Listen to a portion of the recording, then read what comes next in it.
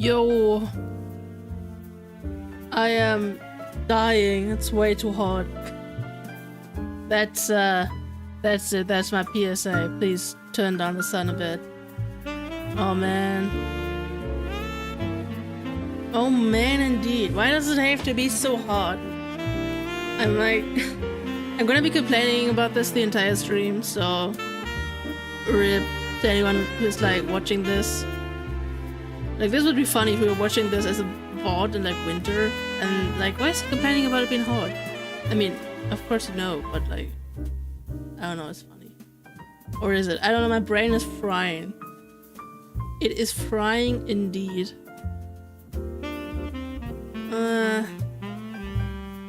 Anyway, let's load our game. Oh yeah, right, we were right in the court case. Right in the witness testimony. We don't have that much evidence, do we? We got his autopsy. His inheritance, right? This is what we're gonna present. She's blind, and that just looks like a PNG where you just cranked up the redness. Oh, that's mean. Alright, we even have her thing.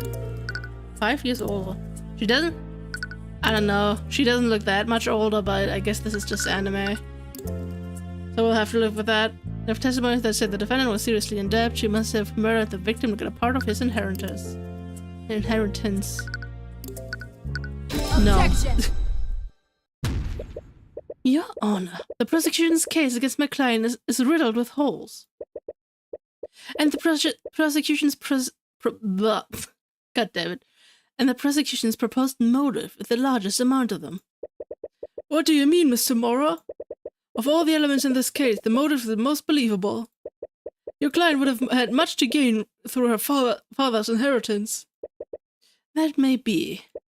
But that's assuming my client had anything to inherit at all. What?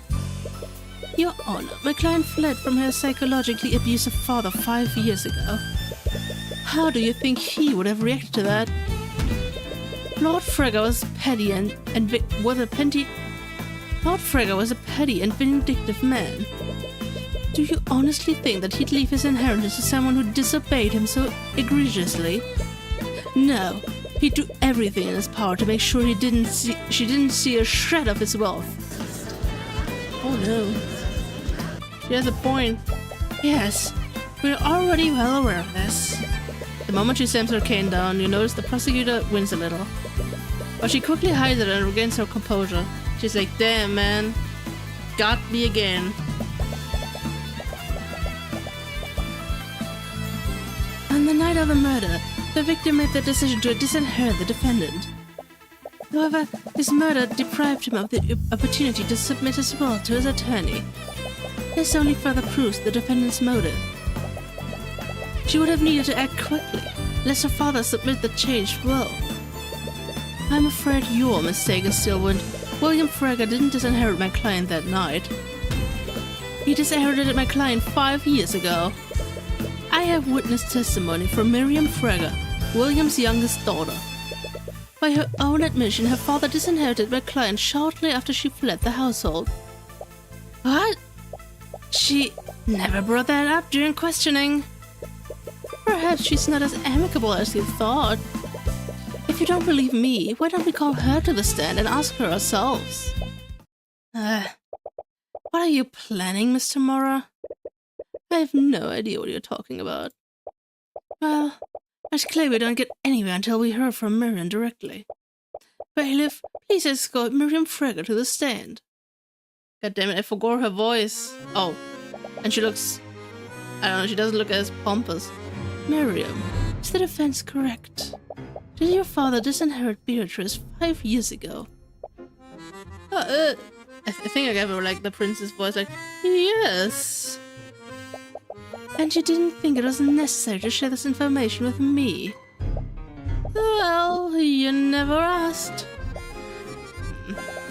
If I recall correctly, you also were tight-lipped during the questioning this morning. Are you staying quiet for your sister's sake?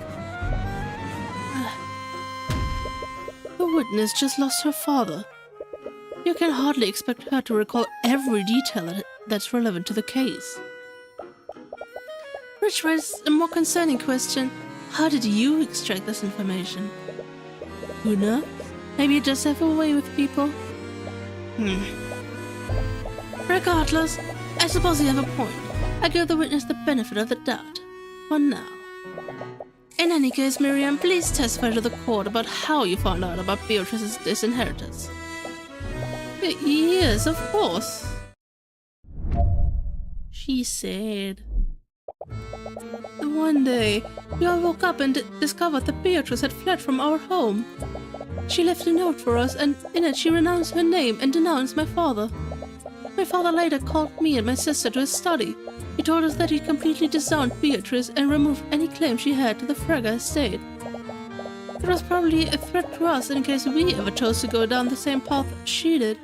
He wanted to make an example out of her. This all happened 5 years ago. And are you sure this all happened 5 years ago? She literally just said that. Hi, Acheron. Are you also suffering from the heat? Like, it's really bad over here. And I hate it. You know, I don't tolerate heat. So, yeah. Yes, even though I can remember everything clearly. And I see. Her speech is getting slower.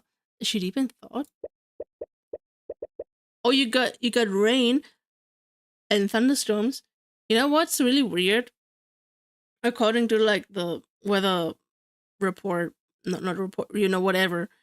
It was supposed to rain today, like around like 3 p.m., which would have been cool because that's like 1.5 hours before I leave from work. So if it rained at that time, it would have cooled down a bit. But for some reason, it just rained like around noon, like maybe 1 p.m. So like way earlier. And I was like, God damn it. So it heated up again, and I was like, man, this is terrible. I hate it. Whoa, streaming on Thursday after the streaming on a Tuesday.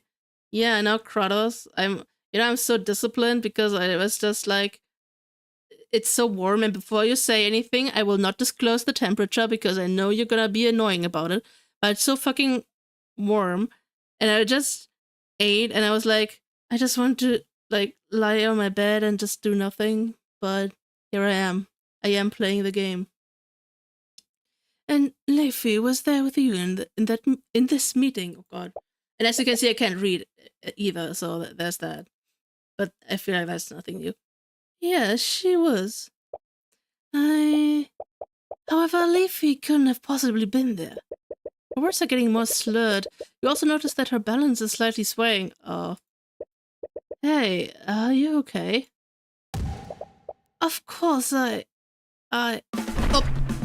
Prosecutor down! Prosecutor down! What? By the scaled lord! Is that blood? Blood? Who murdered the prosecutor? Bailiff, find out anyone capable of casting healing magic. Uh-oh. Hi, Dean. You came right at the time as someone was potentially, well, not murdered, but maybe assaulted.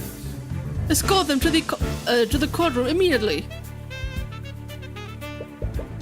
After some scrambling, a couple of healers are able to help Nightgrave stabilize the prosecutor. Oh yeah, right, he was there. He has like really good healing magic. In all the chaos, he caught a glimpse of her. There were deep wounds and blood on several parts of her body. She must have used some kind of illusion to hide them, but her disguise is completely dissipated now. Before Steelbond is taken out of the courtroom, you catch her whispering something into Nightgrave's ear. You see a look of confusion on him, but he nods and makes his way to the witness stand. But not before passing a message on to the bailiff, who seems equally confused. Just what the hell is going on? Mr. Nightgrave, explain yourself. What is going on? Why was Miss Steelbond so gravely injured? I'm sorry, but I wasn't actually here as Miss Steelbond's aide. I was here as a healer. A healer? The truth is, Miss Steelbond was violently attacked at noon today. She was in critical condition, but she insisted on prosecuting the case anyways, because she's just built different. I owed her a favor, and she asked me to channel my necromancy to keep her wounds closed during the trial. Scaled Lord! Why didn't you just recuse yourself? She must have known. If anyone else tried to prosecute Beatrice, you would have handily won the trial. Nevertheless, she showed up to prosecute it because no one else would, and she did it all despite the risk of her life. It almost makes you respect her a little. Just a little, maybe. Almost. Anyways, is there any need to prolong this trial, Your Honor? What? Even you must acknowledge how weak the case against my client is. In addition to that, Miriam's testimony shows that my client had nothing to gain from her father's death. Miss Tamora, Miss Seelman has been gravely injured, and you're still only concerned about... The only thing I'm concerned about is seeking justice for my client. Even so, we cannot move forward until we find another prosecutor. And how long do you think that will take, Your Honor? It's almost been 12 hours since the murder took place. That gives us what, 36 hours? After that, every magical trace of the crime scene will fully disappear. But there might be someone... If Seelman had simply allowed another prosecutor to work this case, we wouldn't be in this situation. She took a risk and now she has to pay the price.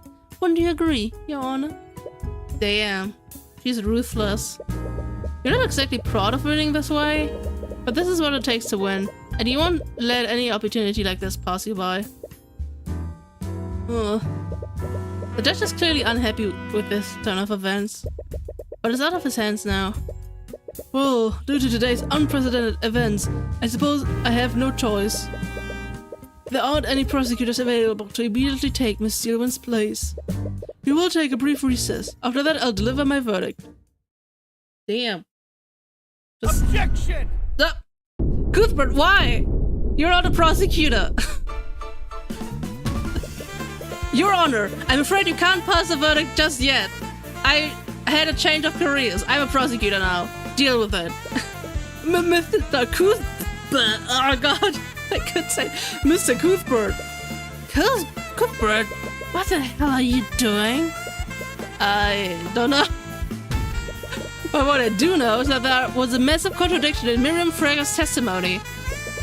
But it looks like things aren't going to be as simple as you expected. Well, wow, we were just like this close to a save. That's just how it is, right? He does the reverse at truth the night before. True. I mean, that's kind of the Phoenix in the one trial from Spirit of Justice, I guess. But that was way less epic than Edgeworth doing the defense, so... Yeah, your reference is better, Acheron. I'll give a toast to you.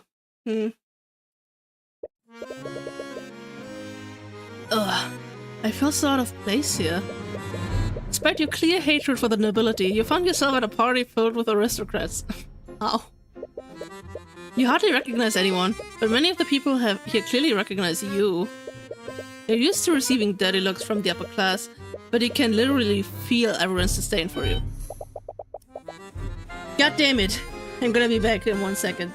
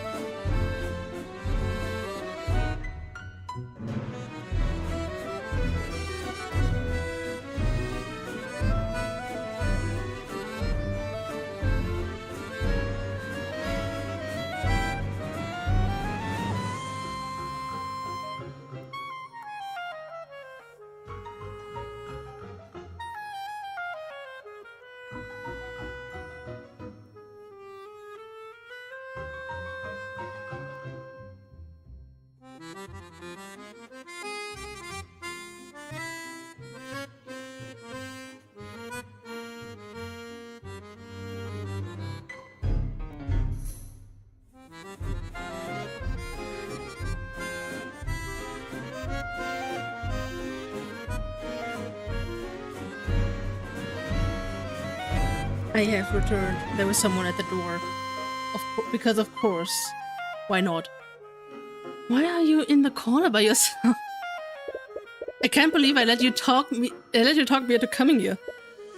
Oh, for reasons unknown, you lost your train of thought. God damn it. Not the horny brain. I've been wanting to wear this dress for a while now. What do you think? What's wrong? You suddenly feel extremely flustered. It's difficult to make eye contact with her. Please look at her eyes. Like, her eyes are up there, you know? Oh, I see. The bonk is deserved. Are you enchanted by my beauty? Come on, say something. Ever since that night in Ornex, you felt like something has been off between you two. Come on, we were just holding hands, okay? She's looking at this like, man, this is a train wreck. Am I interrupting something? Miss Tamora? I wanted to check in on you two before we went to meet with Lord Frega. Go to Tony Tyrion. You spot a woman silently following behind her. Is she the client that Mr. Morrow is representing? You're pretty sure this is your first time meeting her, but she still looks familiar for some reason. Because she literally looks like her sister.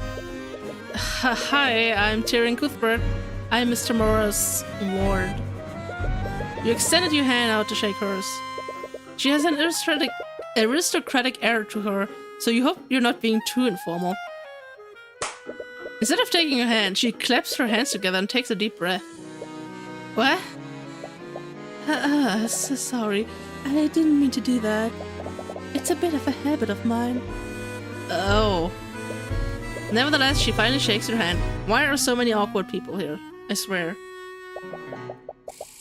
I heard so much about you, Mr. Cuthbert. My name is Beatrice. You're not sure about the details, but your mentor appears to be brokering a deal between Beatrice and William Frega. William Frega is the ruling lord of House Frega, so you're a little curious about what kind of deal he'd be involved in. But you've learned not to pry into your mentor's business. Anyways, you'll probably be gone for a while. Can I trust you two not to cause trouble? You're in a manor filled with the highest member of the nobility. You might meet some familiar yet unfriendly faces. We'll keep a low profile, Mr. Mora. Please do. And then they didn't.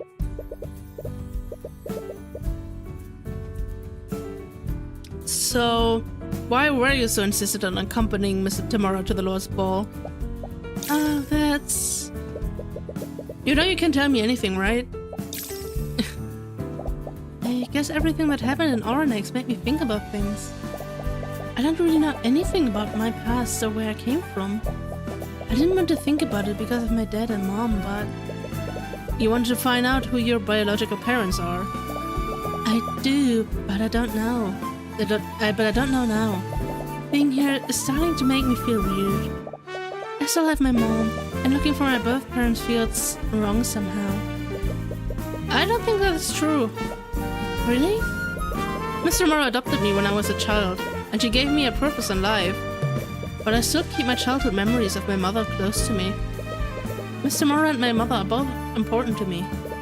I don't think it's disrespectful to find out more about yourself, and I'm sure your mother will understand. You think so? Of course. And I'm also sure of another thing. If I'm with you, I doubt any of the nobles here will want to speak with you. That's a yikes, man. Yeah, I didn't want to be rude, but... Don't worry, I can find something to fill the time. You're just going to play chess alone, aren't you? Maybe? You really need to learn to talk to other people. Make some new friends or something. I don't need more friends. I usually want to spend most of my time with you anyways. Damn, he went for it. Anyways, I'm going to try to talk to some people. Yeah, I'll see you later. That was smooth. I mean, it wasn't intentional, but, you know. Celeste leaves to bingo with some of the other partygoers. You find yourself with very little to do, and you doubt anyone would want to engage in small talk from the likes of you. Your hand instinctively goes to your satchel. It contains your foldable chessboard. Well, it's not as if it's not as if I have anything better to do. Well, that's sad, man. I should try to find an empty table to play on. Can I look at the flowers? Each table has a centerpiece of flowers on it. Most of the seats at the tables are filled. Doesn't look like you'll be able to play. That's such a rip, man. Look at that. Several gold-tinted chandeliers hang from the ceiling of the ballroom. They look fancy enough to be worth a small fortune. It irks you a little how much wealth Lord Frega must be holding to afford all of this. Damn, that's just life, man. Go away. Let's just go away. Find our own little corner. This place looks pretty quiet, but there aren't any tables anywhere. Well, I could play on the floor. Tyrion, please don't do that. That's a wolf, man. What the? While walking through the hallways, you suddenly find yourself face to face with a large wolf. Immediately upon seeing you, the wolf quickly gallops away. Did someone leave a door open? You think about telling someone, but remember that the manor is full of nobles. You're sure a servant was spotted eventually, and it's not as if anyone will believe you anyways. But it'd be probably best to find somewhere else to play. Can I look at these? There are several jewels mounted on the wall. They all look equidistant from each other. You already knew that House Frega is wealthy, but embedding jewels into the walls makes the place look pretty tacky. Okay. Let's go to the gallery then. Oh, there's the sword. The PNG sword. You look further around the manor and find a room with several displays. It looks like a gallery of some sort, but it's slightly out of place here. There are a few nobles in the room, and they are all silently appreciating the exhibits. Perhaps Lord Frega paid a museum to create some historical displays for the Lords of Ball. The Lord's Ball, blah blah. No, there, I suppose I haven't seen before. What is that creature on your shoulder?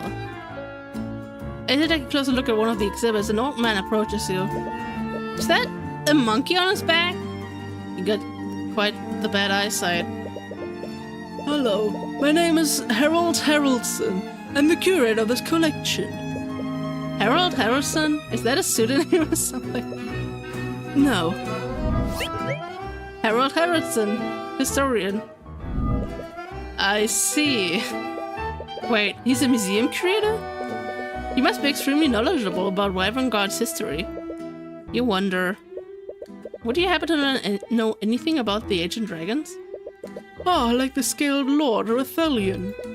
There are many pieces in this gallery, and some of them were items that were wielded by the 7 heroes of Wyvern God. Monkey. Legends say that some of these items were directly enchanted by Rathelion himself. Enchanted by Rathelion? What would that mean? Would that mean that they also don't follow the rules of magic? Perhaps I should examine these items more closely. Now let's talk to this guy. So what is a historian doing at the Lord's Ball, Mr. Haroldson? Harold! Right, Harold. Anyways, Lord Frega invites my museum to set up some displays here every year. You might think it has a semblance of culture, therefore... You own a museum? Yes, it's the Haroldson Hall of History, located in the city of Hummerith. That's a mouthful. It's actually quite fun to say, honestly. Oh, the monkey, look at him. Unfortunately, I don't think his guests appreciate the historical significance of these items. Honestly, I think you're the only person in years who's taken a meaningful interest in them. Monkey. Sorry, but I really have to ask. Is that a monkey riding on your back? Yes, this is my familiar, Eugene. Why is he named Eugene? Your familiar? A familiar is a creature that a mage has formed a magical bond with. With that bond, our souls are forever connected. I can communicate with him telepathically. I could even cast my spell through him if I wanted to. Really? I never knew a spell like that existed. It's quite rare. Very few mages take the time to learn how to cast it. Familiar bond. It's called divination, reterium, non. indefinitely. The caster forms magical unbreakable bond with a target creature, connecting them to the caster's magic. While this bond exists, the caster can telepathically communicate with the target over any distance. The caster can also choose to see through the target's eyes as long as they concentrate. And lastly, the caster can also cast spells from the location of the target creature instead of their own location. It's actually really OP, man. Once this bond is formed, neither the caster nor the target can form bonds with any other creature. This bond can only be broken in death. Damn. Eugene helps me with my day-to-day. These old bones aren't as spry as they used to be after all. Harold. Harold. As a historian, do you have a lot of knowledge about the ancient dragons? The answer to that question is somewhat complicated. What do you mean? Unfortunately, a lot of historical texts in my collection have been altered or even outright destroyed by the Church of Bahamut. Because of that, it's quite difficult to separate myth from actual historical accounts. Look at the monkey, he's so angry. Right, I remember encountering a similar problem at the Imperial Academy. Oh, you must be quite dedicated to your studies. They let this simpleton into the Imperial Academy? Damn, You don't need to be jealous. Rude, but you suppose that can't be helped. I had to fight the church for a long time before I could even display dragon bones in my museum. Power of the dragons. In the history of the ancient dragons, was there any instance of them granting powers to humans? Well, of course. That's the entire premise behind the 7 Heroes of Wyvern. Does this idiot not even know about that? Right. But was there anything before that? Did they ever grant supernatural abilities that didn't follow the rules of arcane magic? Granting supernatural abilities, you say? That sounds more like something demonic in nature, rather than draconic. Demonic? Much like the ancient dragons, demons are the stuff of myth. I thought they would say too, so well. There are many stories of people selling their souls to them for untold power.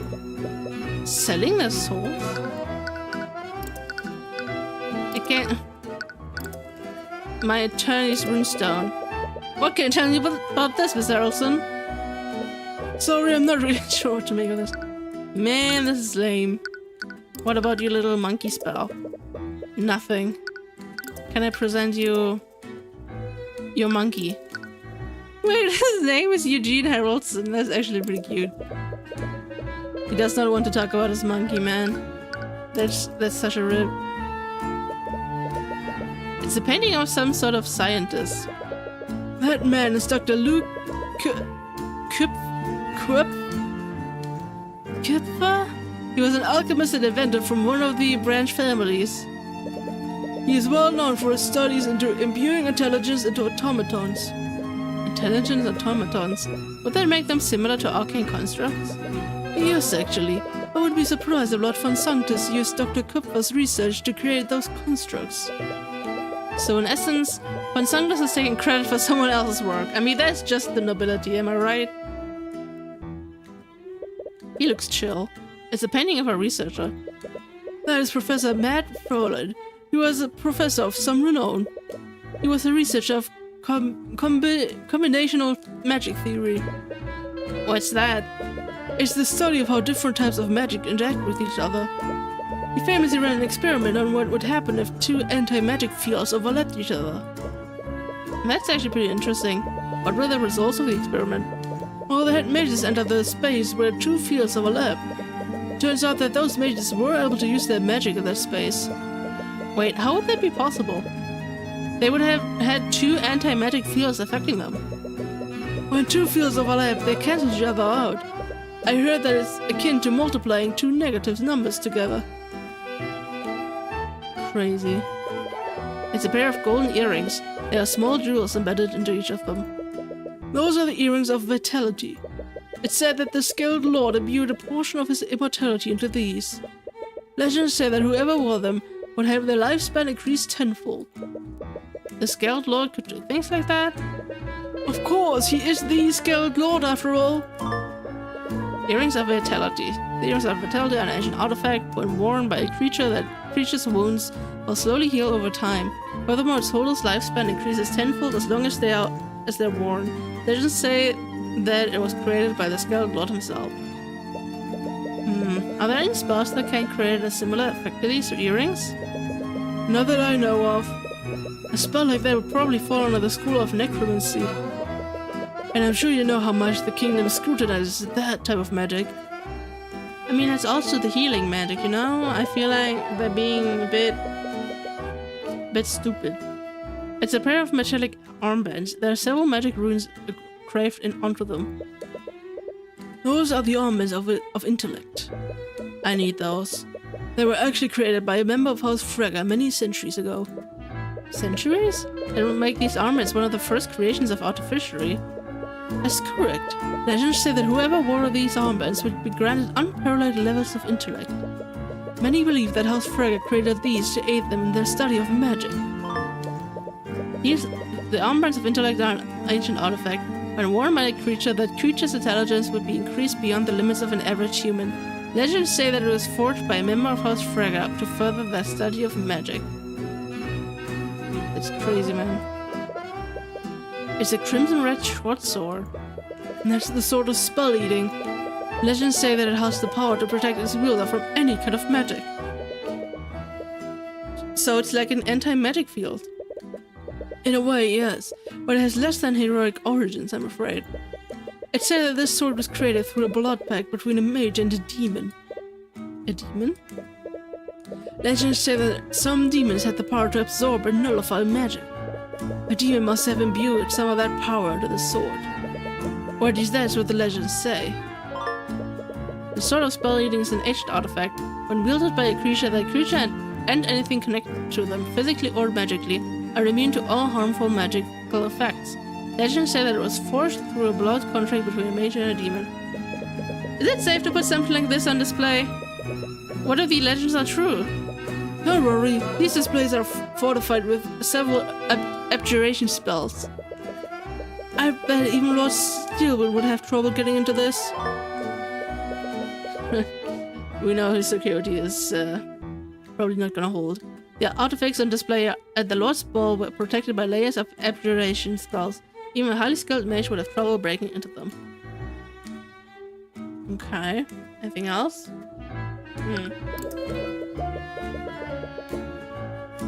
You recall the note that your mother left you before she was executed. Use my eyes. Peer beyond the divine gates as I once did. She told her to use her eyes. Did your mother make a deal with the demon to give you the Eye of Horus? Is something wrong? This simpleton is far too superstitious. No, nothing's wrong. It's a bit too much to take in, but you might just be overthinking this. There haven't been any recorded sightings of demons in recent history. They're only secondhand stories and superstitions. The Eye of Horus can't possibly be demonic, can it? You hope Celeste's investigation is going better than yours. So, is she just stuffing her face? I mean, that buffet does look good, though. Not gonna lie, it does look good. How dare you insinuate that I engaged in an adulterous relationship? That's not what I... Enough! If you try to speak with me again, I'll have the King's Guard throw you out. This isn't working. What are you doing? I don't think asking them like that will be effective. What? Oh, damn. Why is she also be looking good? Did you expect anyone here to be truthful with you? You're essentially asking them if they cheated on their spouses. Have you been spying on me? Not intentionally. I was just surprised to see you here of all places. Right. I guess that makes sense. I mean, I do like your flower. That's pretty cute. You're not party crashing, are you? Of course not. I came here with Ruby and Tyrion. That honestly raises more questions than answers, but I'll take your word for it. Anyways, you're looking for your birth parents, aren't you? Was I being that obvious? It's the only reason I could think of. Why else would you be trying to speak with members of the nobility?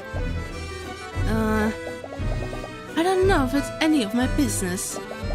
But Think hard about whether this is what you truly want. Getting entangled in the aristocracy will only bring you misery. I've read your file. You have everything you could ever want. You have your mother and your friends. You even have a lover. What? You're in a relationship with Mr. Cuthbert, are you not? Oh, damn. No. Tyrion's not like... Really? From the way you two behave around one another, I just assumed. It's pretty obvious you have feelings for him. What? How obvious? Tyrion's like, how obvious, though? Did you seriously not notice? I think someone with his seductive reasoning skills would easily see through you. I mean, to be fair, this is like matters of the heart, and those are totally different than like deducing a crime, right? Because emotions are not logical. I mean, only to an extent, I guess. So, that's different, okay? You should know that. You're a prosecutor. Oh, yeah? What about you and Asta? I have no idea what you're talking about. Come on, I was there at Fun Sanctus Manor. It was so obvious you like him. Please, you're grossly exaggerating things. He may be my fiancé, but I only have the utmost respect for him. And what if I told you he was standing right behind you? Do you honestly just think I'd fall for something like that? He actually did. What are you falling for? Ah! Your Highness. Oh, hello, Lady Steelwind. Your Highness, please don't run ahead like that. We got the very small prince, too. Your conversation with Harold was definitely interesting, but you still find yourself with very few leads. I mean, don't feel bad about it. Celeste didn't do any better than you. Be it dragons or demons, the origin of the Eye of Horses still remains a mystery.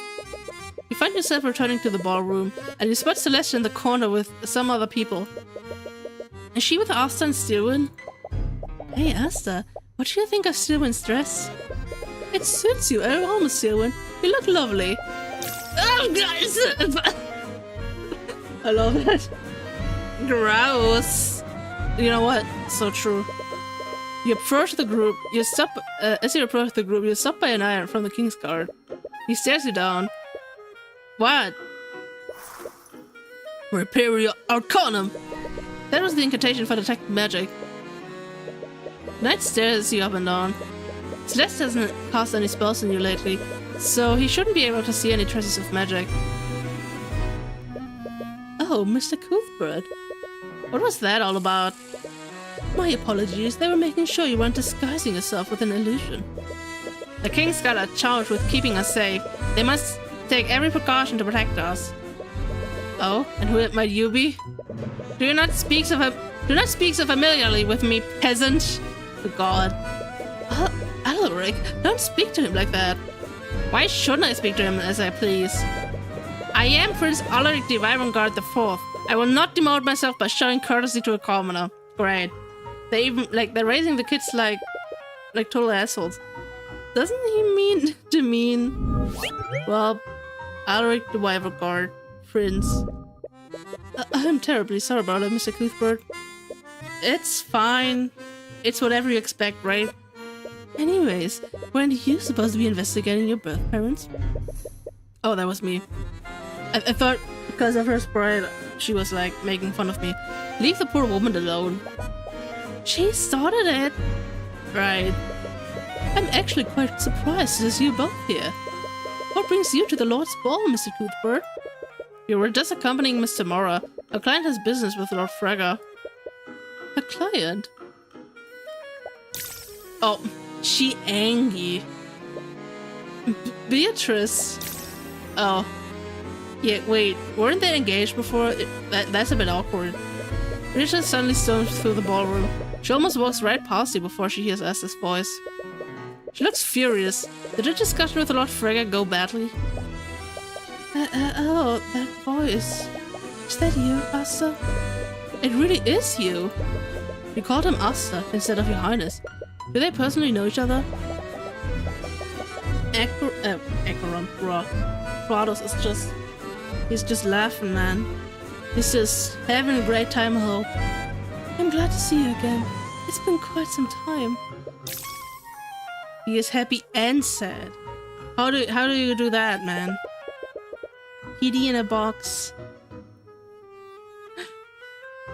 This is like emote only chat. Just only emotes. No text allowed. Is that all you have to say? This is very awkward.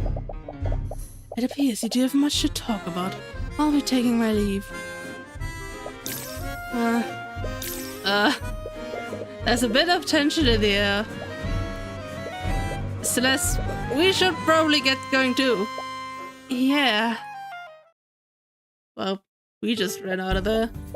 Wow, that was awkward. Yeah, I wonder how those two know each other. She's working with Mr. Mora, but she somehow knows Lord Frege and the Crown Prince. Just who is she? Well, you suppose it's none of your business. Anyways, how did your investigation go? I got nothing. I think all I did was make a bunch of the nobles mad. Sorry, I know you really wanted answers. But I'm sure something will come up. You think so? It might be a little irresponsible to give her hope like this. A noble abandoned her at a tavern in a rundown village. You doubt someone like that would make themselves easy to find. Anyways, I don't want this night to be a total loss. Come on, dance with me. What? That's not really something I... Don't be like that. How often do we get to go to a party like this?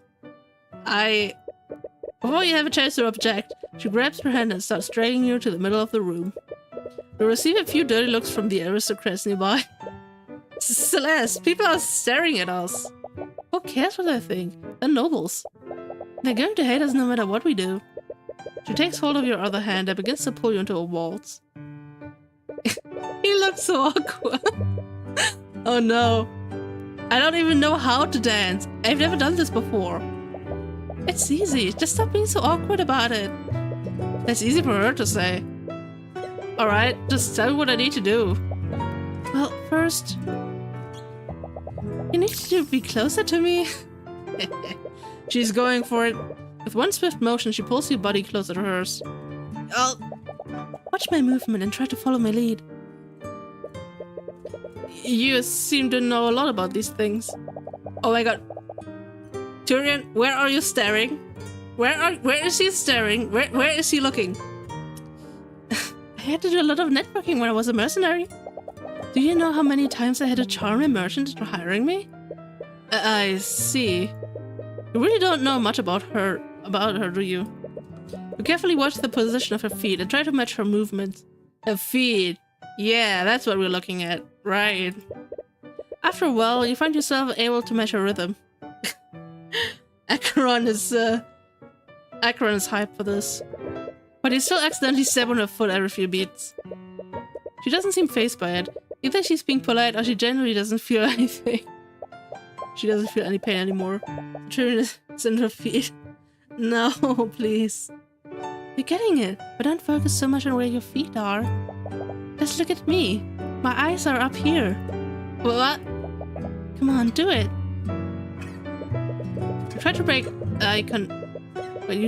eye contact with her, but every time you do it, you slowly find yourself being drawn back into her eyes. You feel so embarrassed that you're becoming lightheaded, and you find yourself perspiring more than usual. But at the same time, you don't have any urge to break away from her. There's a comforting warmth behind all the anxiety you're feeling.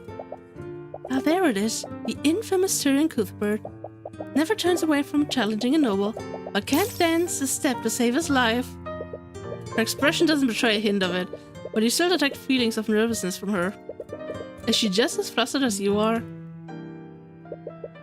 You find yourself relaxing a bit more, and you're somehow able to continue matching her movements. See? There you go. Although... What is it? You know the man is supposed to lead, right? Maybe I don't subscribe to gender stereotypes. Based. Or maybe you just suck at this. Also true. It's been a while since you felt this calm. There's always been something that you needed to prepare for. A client that needed saving, a culprit that needed catching. But you're quite content with this one brief moment you were able to spend with her. You almost find yourself getting lost in the mood. Until you spot a familiar face accompanied by a legion of knights. Boo! You're ruining the moment! No, don't tell me. The knights storm their way towards where Beatrice and Esther are. Several of the attendees take notice. They all stop what they're doing to see what's going on. Beatrice von Frege, by the authority of the Wyvern God Crown, you're under arrest. He jinxed it. True. Did he just say Beatrice Frege? Damn it! It was just getting good. Oh no, she was really getting into it. We should go see what's happening, shouldn't we? Yeah, let's go.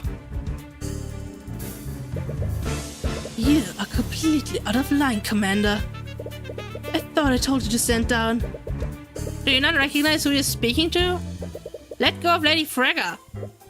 I can't really do that, Your Highnesses. So what's going on? It's Lord Frege. He was found dead in his study. And these cretins think that Beatrice is behind it somehow. Sorry, Your Highness, but my orders come straight from Steelwood. Lady Steelwood sent you? Beatrice takes in a deep breath and claps her hands together. I should go with them. What? No! My brother's right. I have no right to. I don't want to cause friction between you and Aria.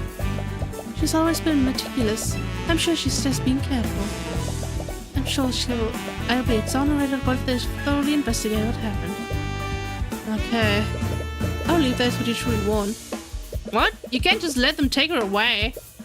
Brother, she's correct. It's not our place to interfere with the laws of our kingdom. But I am the law. Not ever. Yeah, Your Highness? Miss Beatrice is blind. One of your knights will need to escort her. She's what? Did you just say that she's blind? Beatrice Frege is completely blind. She's unable to see anything through her eyes. This has been verified through several medical reports and qualified...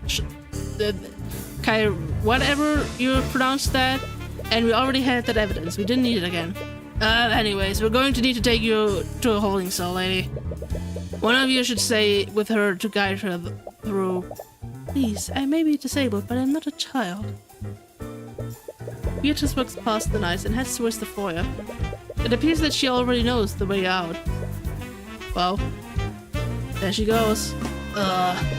Shouldn't you all be following her? Right. Inquisition, move out! Damn. We definitely didn't expect the night to go like this. Just what is going on here? That was a cute flashback, and then someone was murdered. So that's a rip. Oh wait, we're not done.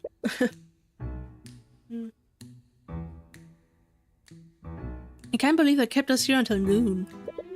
The Lord's ball was already running well into the night, even before the murder occurred. You like nothing more than to catch up your lost sleep, but you made a promise to Asta. This doesn't make any sense. Beatrice was with me and my brother the entire night. Right, you were there when she met with him at Steelwood. She couldn't have stolen this sort of spell eating and have murdered her father. I don't understand. Of all the people that could have done this, why would Steelwood suspect a blind woman?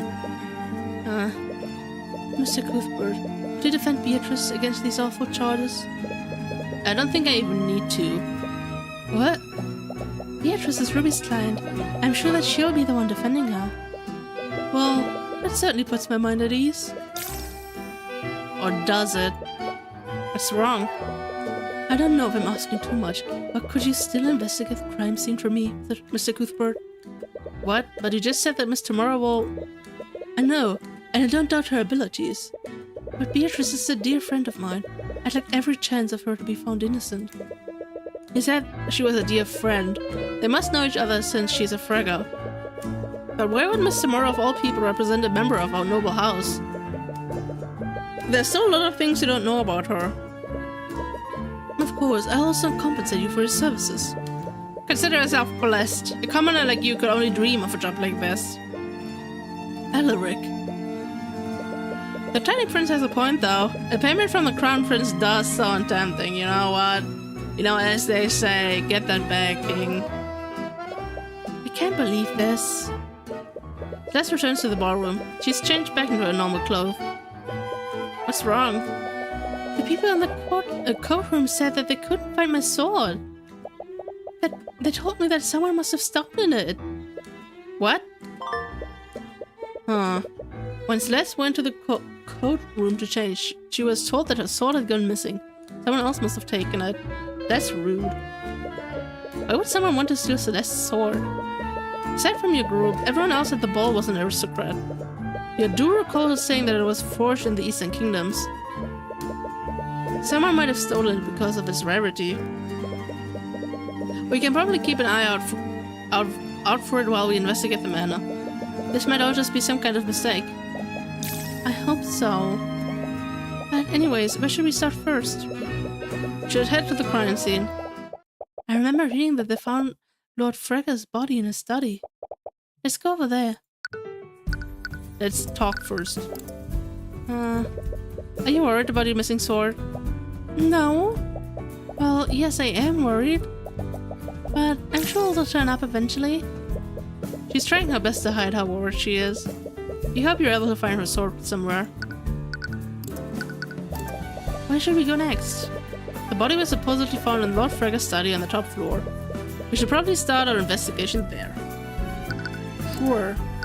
This is the only place we can go to, so let's do that. We arrive at the crime scene and see the usual swarm of Inquisition knights. However, you also spot some members of the King's Guard. They must be working together, since the victim is from one of the Pillar families. I wasn't expecting to see you here, Mr. Cuthbert. I thought Ruby tomorrow was defending this case. Professor Layton approaches you as you enter the study. And she's followed by an unexpected yet familiar face. Wait, was she already there? Wallace? What are you doing here? He's here as my aide for the investigation. You don't doubt Wallace's abilities, but you can't think of any reason why Steelman would need his help. Well, you suppose it's none of your business. Anyways, we're here on behalf of Crown Prince Asta. You hired us to investigate this case independently. I see. I'm sure he just wants to make sure the investigation goes smoothly. Well, if you're here on behalf of His Highness, I'll do whatever I can to help you. This whole situation is quite unorthodox, but your goal remains the same. Perhaps Steven can tell you more about what happened. Maybe. What can you tell me about the murder? William Frege was found dead in this room after the lockdown was lifted. Wait, lockdown? What lockdown? Is this 2020? From what we can tell, his throat has been slashed open with a letter opener. The cause of death was blood loss. Both of his carotid arteries were severed. Here's the autopsy report if you want a detailed description. Yeah, I think we already had that one too. Traces of illusion magic were found, though. Yeah. Were you able to find the murder weapon? Yes, the murderer left it at the crime scene. It was a letter opener owned by the victim. The murderer must have found it in this room and used it. There was one strange detail about the weapon. The handle was completely shattered. We're not sure what to make of that detail, but it's as if something crushed the handle using tremendous force. The murder weapon was a letter opener with House Frega's crest on it. It must have been owned by the victim. Its handle was completely shattered. It could have taken a tremendous amount of force to crush it like that. What could have caused the handle to shatter like that? You mentioned that there was a lockdown. When did this happen? I didn't notice. The Inquisition did try to be discreet, but everyone noticed the commotion Beatrice and the two princes made over it. I suppose you two must have been lost in your own little world, weren't you? She's just so jealous, man. Oh. Well, anyways, you said that Lord Frega's body was found after lockdown. That means that something else must have happened prior. Supposedly, someone had broken into one of the Heraldson exhibits. One of the magical artifacts was stolen. So there was also a theft last night. Does the Manor's lockdown system behave like the ones at the Imperial Academy? The systems are somewhat different. Unlike the Imperial Academy, the lockdown only prevents people from leaving or entering the manor. So not all of the rooms are locked, but what about this specific room? This room does have an abjuration ward that lock the door and prevent teleportation in and out of it. And in addition to that, the system places an anti-magic field of the manor. An anti-magic field? What is that? Tyrion, you literally talked to like the one guy about it. Anti-magic field is a special spell. It's a spell that nullifies all magic within it. Anti-magic field, abjuration. Counteria. Inevitably, while concentrating on the spell, the caster forms a 10 feet radius sphere that nullifies all magic with it. Any spell effect that enters the sphere instantly dissipates, and any mage that tries to cast a spell within this zone will fail to do so. This zone of anti-magic overlaps with any other magical nullification effect. The two effects will cancel each other out. And the system somehow covers the entire manor in this effect. If you notice, there are several purple crystals embedded in the walls of the manor. Each of those crystals produces an anti-magic field during the lockdown. The lockdown system covers the entire manor. Once activated, it creates magical barriers that prevent... Wait, I think we already had that in the evidence too. So no one could cast magic during the entirety of the lockdown? Not exactly. Someone could have used the stolen artifact to circumvent it.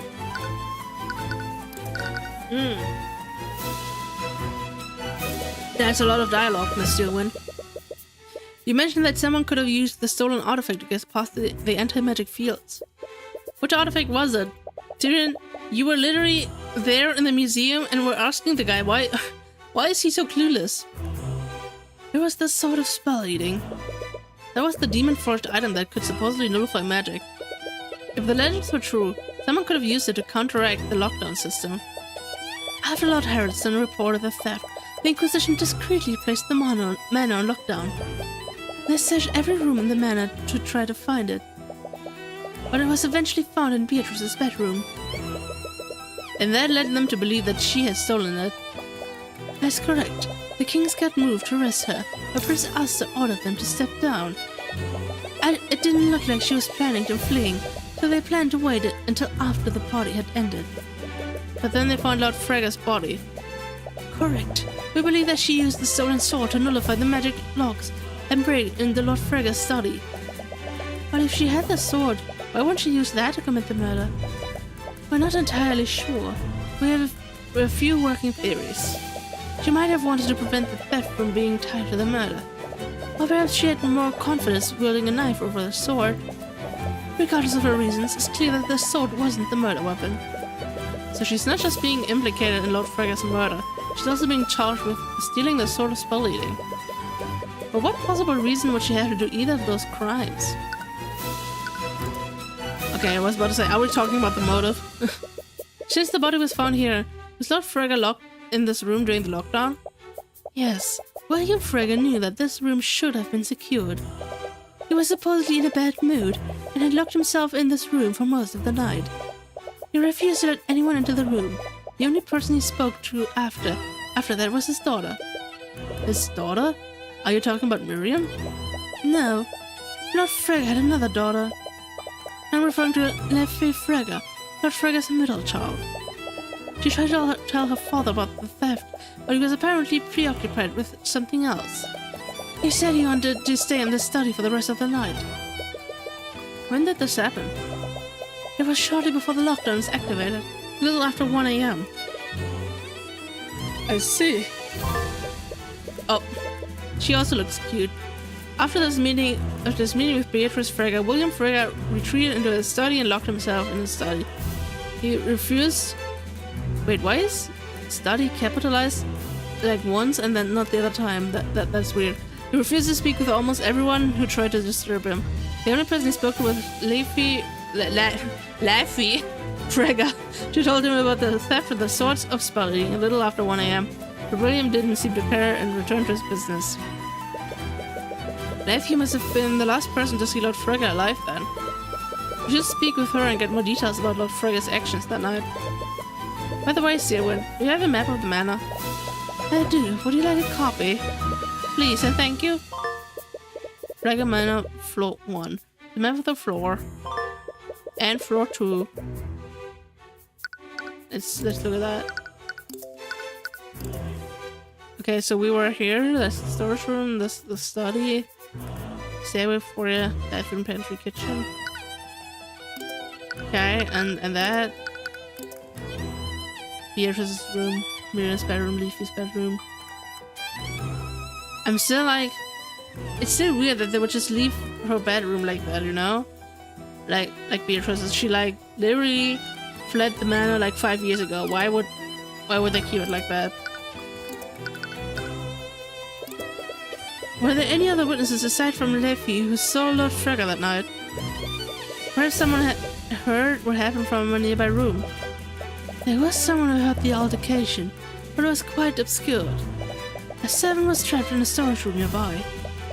There's an air vent that connects the room with that storage room. Somebody heard sounds of a struggle for that vent. What did this witness hear? There were sounds of a struggle before he heard Lord Frege choking on his own blood. When the lockdown was lifted, he informed the Kingsguard of what he heard. That's when they discovered the body. I see. Who was the servant? I believe you actually know him. His name is Jan Hughes. What is he doing here? Wait, Mr. Hughes is here? You never expected to see him again. Much less here of all places. Please don't let him have a speaking role in this. Because if he has, I'm gonna have to do like the really yawny voice and then I'm gonna yawn all the time again. So no, please. But if you heard the altercation, you definitely want to speak with him. No! I don't want to do his voice. I'm gonna fall asleep on stream. I think I'm lacking a lot of information about the defendant. From the way you were both acting, you and Asta seem to know her. Your mentor didn't tell you about her? No, I try not to pry into her business. I see. I honestly don't know much about what happened either. But Beatrice is Lord Frege's eldest daughter and the former heir to House Frege. Former heir? About 5 years ago, she fled Frege Manor and went into hiding.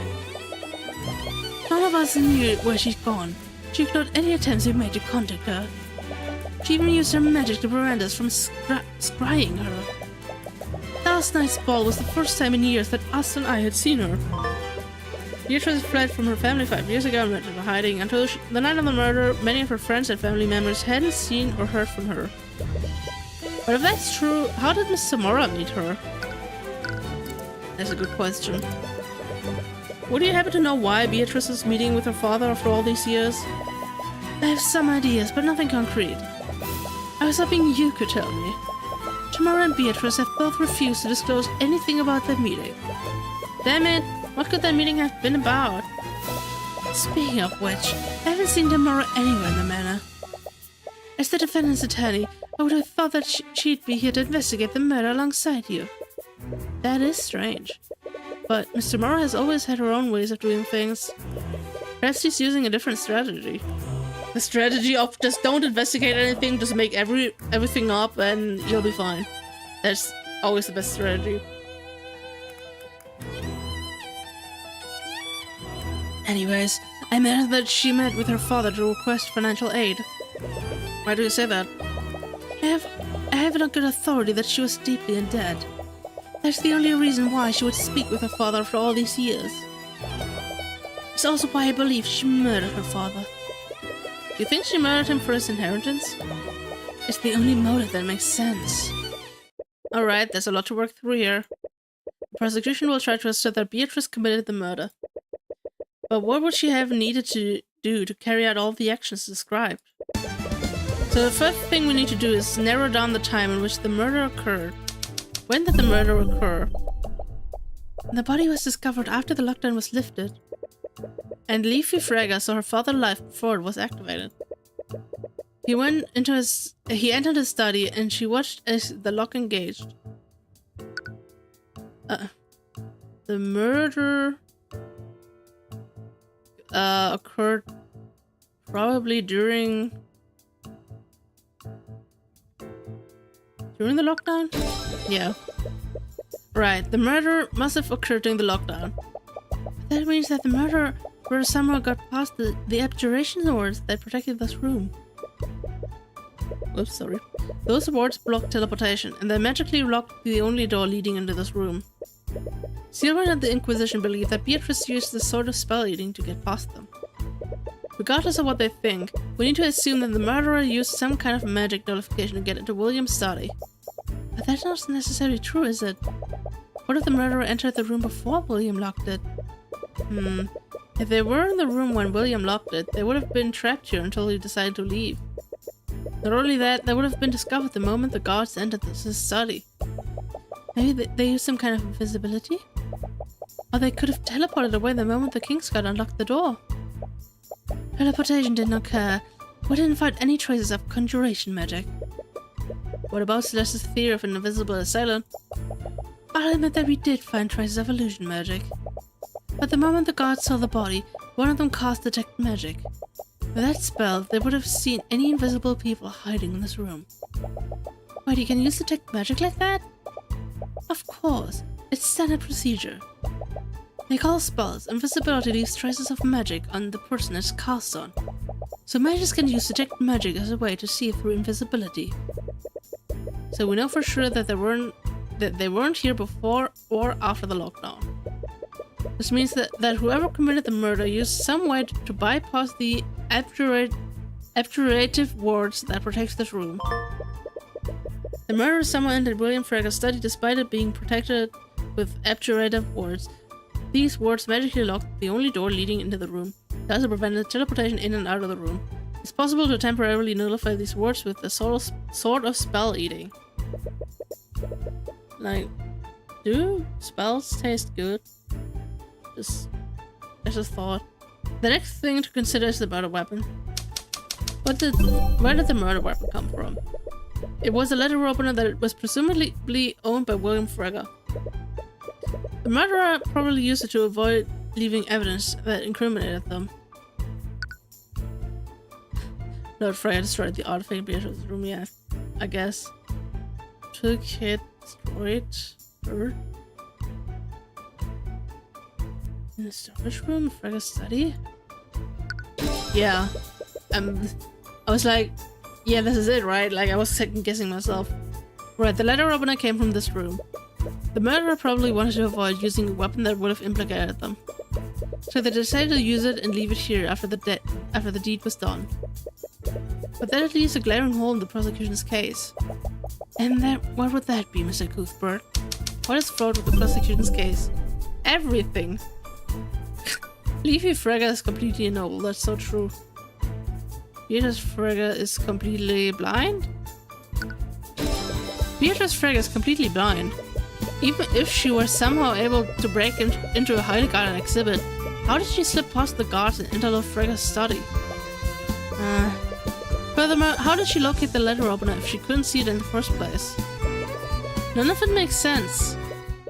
Committing this murder unseen would have been a tall order for anyone. I can hardly believe a blind person did all of this. Wait. Yeah. You do well not to underestimate her, Mr. Cuthbert. I'm confused. No, wait, she didn't.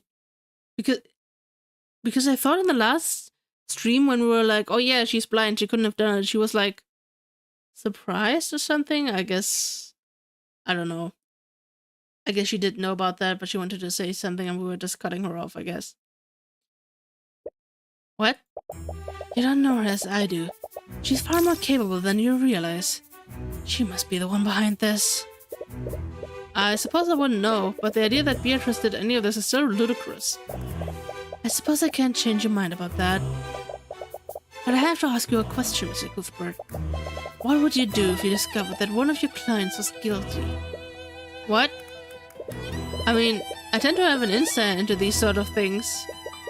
That would never happen. I've already seen your uncanny ability to read people, but I'm only hypothetically speaking. So, what would you do if they were guilty? I suppose I'd withdraw and tell them to find another lawyer. But if no one else will represent them? I don't know. It would definitely be a hard choice for me.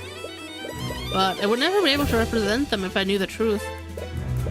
I just can't stand by and let the murderer escape justice. I see.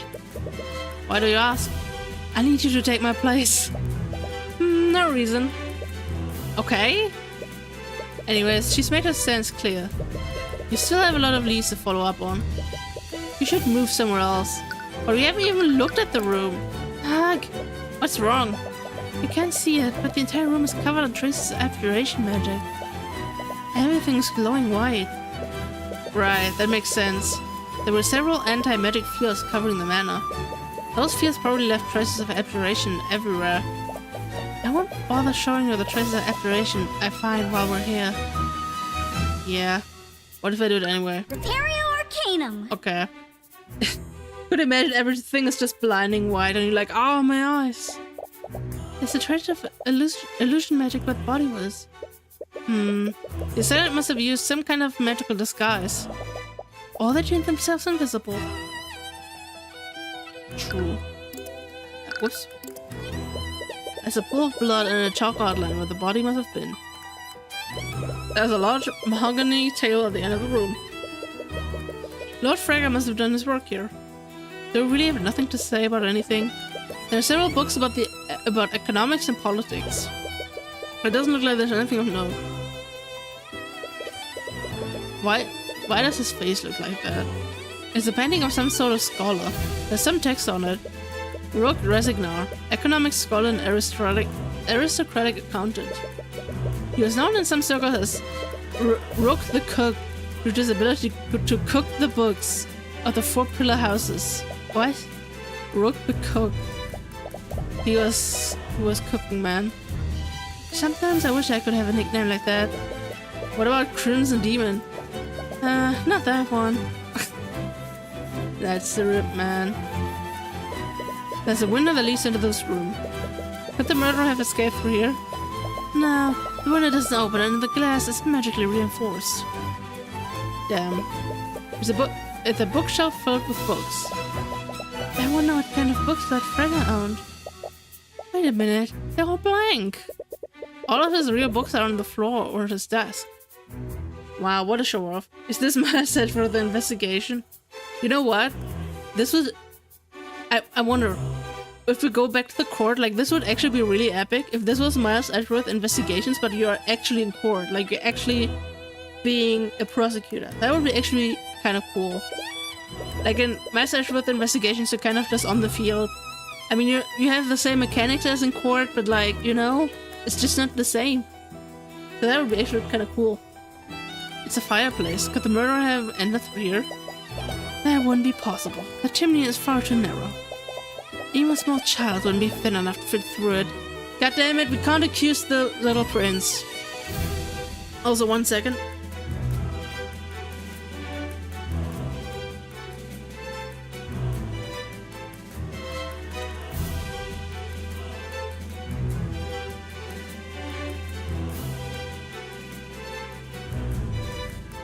The room gives the vibe of the first case in my investigations. Yeah, I can see it, but since the books are probably not relevant. Wait, did I mute myself? No, I didn't. Oh man, because I can't, like the way I've laid out my windows, I can't see if I'm muted or not. So sometimes I'm scared. Well, I can just do that. Wait, let's do that. Just make the dashboard smaller. I don't need it that big anyway. You know, it's not about the size, it's about whether you need it or not. Okay, let's line this up, and yeah, now I can see if I'm muted or not, which I am not, but you know, I was afraid for a second.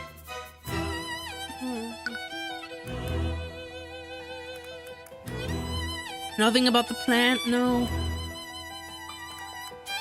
Also, wait, you can't see my mouse, right? I keep forgetting that. It does look kind of strange, I feel like, whenever I'm investigating stuff and it's just a little thing popping up, but you know, it be how it be. Let's invade Beatrice's privacy. Wow, this looks exactly the same as Miriam's room. Wait. I thought we were in Beatrice's room. Why does this look exactly like Miriam's room? Come on, Trekker, where are you? Achoo!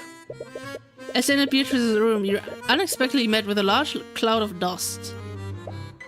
Wow, this place has not been cleaned. Oh. Oh, god damn it. Right, another new character. You know what, you can just get the Iris voice. You know what, you have to live with that. Ow! Oh no, she cued. True. Your vision clears up and you realize that there's someone else in the room with you. Sorry, I didn't mean to intrude. No, there's no need to apologize. But I would like to know, what are you doing here? We're here on behalf of the Crown Prince. We're investigating the murder of William Frega. Oh, I see. My apologies, I didn't quite get your name.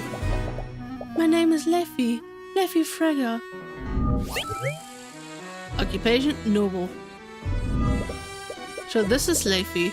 According to Tyrion, she was the last person to see Lord Frega alive yesterday. Oh, no. Not the hiccups, no. She might have some information about how he was acting that night. Wait, so... just for reference... Oh, she's 18. Wait. Oh, right, she's the middle sister. For some reason, I thought she was the youngest sister, but yeah, she's the middle one. Looks pretty different from her sister. Yeah, I was about to say, why is her hair not blue? Like, do they seriously have the same father? Like, come on, they have like literally exactly the same hair color as him, and she's like blonde. That's kind of sus. I mean, she does still look pretty though. I like her, like, what do you call it, the brooch? Like the thing, like the clasp on her cloak. That looks pretty cool, like that. I'm sorry for your loss, Lady Frega, but you mind if I ask you some questions about last night? Of course. Prosecutor Tyrion told us that you were the last person to see him alive. Did you notice anything unusual about your father's behavior? Well, he was extremely upset about something. I think Beatrice may have offended him during the meeting.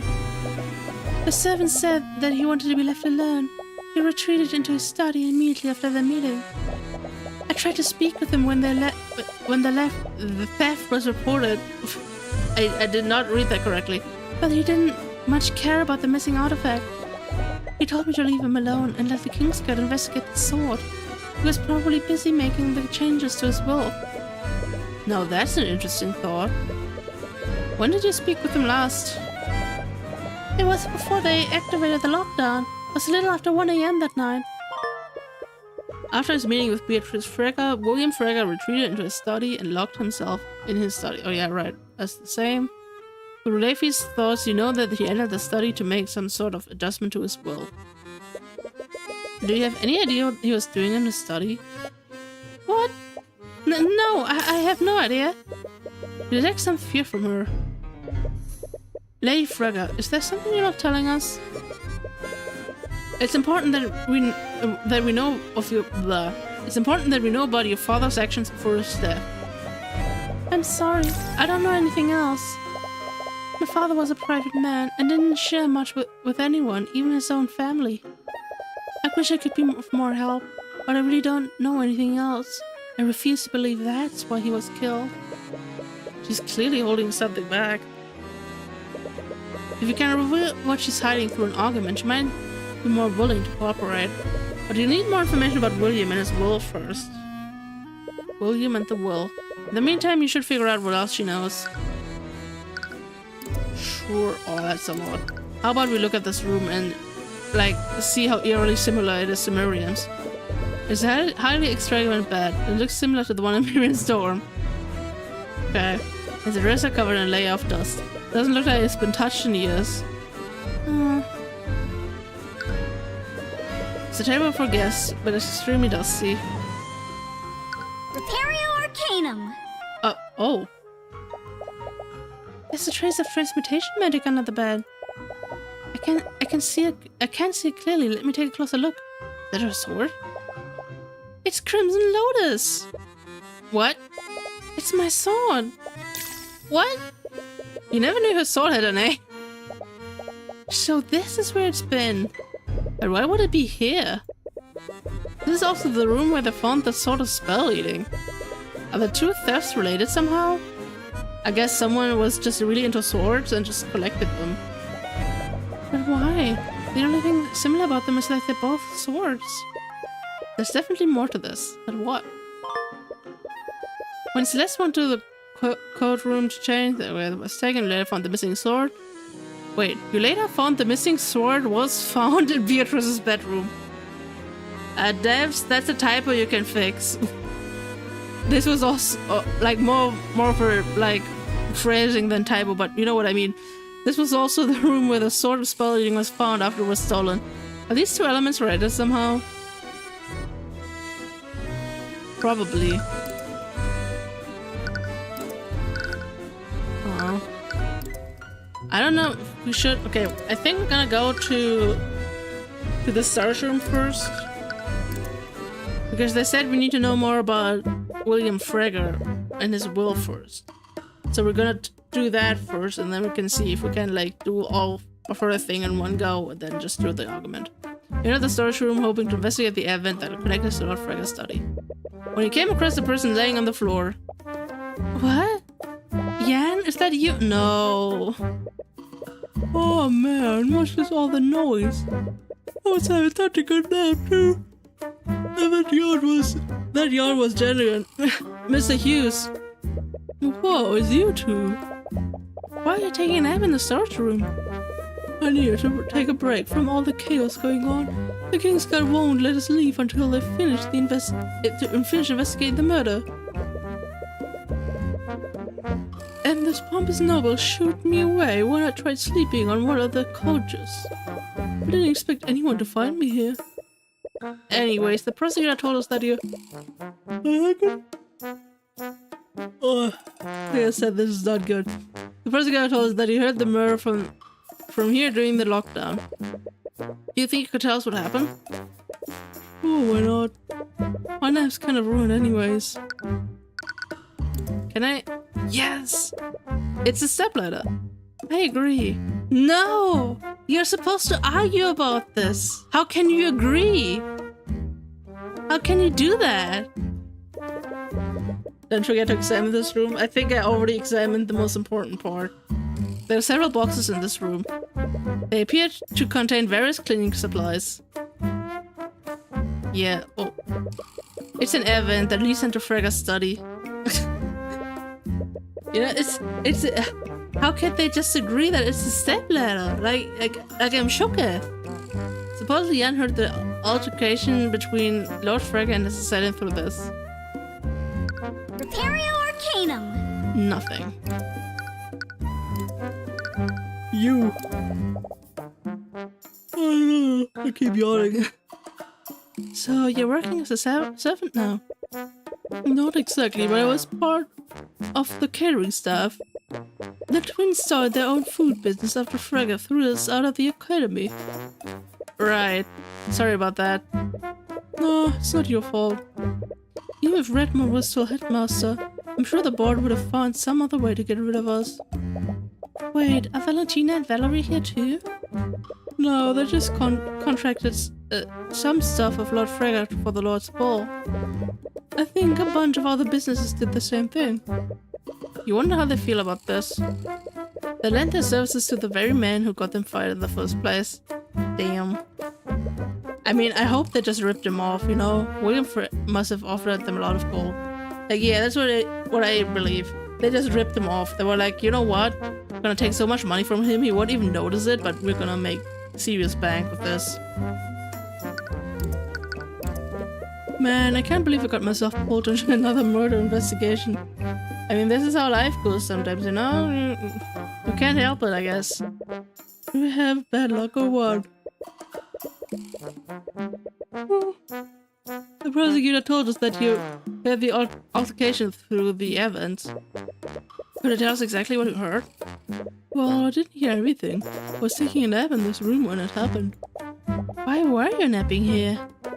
I didn't have a choice. I accidentally closed the door when the lock was engaged. Before I knew it, I was trapped here. Right, you recall Stillman mentioning that. Anyways, I heard the sound of some kind of struggle going on. I couldn't hear everything, but I heard Lord Frege shout, "Who are you? What do you want?" That went on for a few seconds, then I heard the sound of someone getting stabbed. Did you hear the voice of the assailant?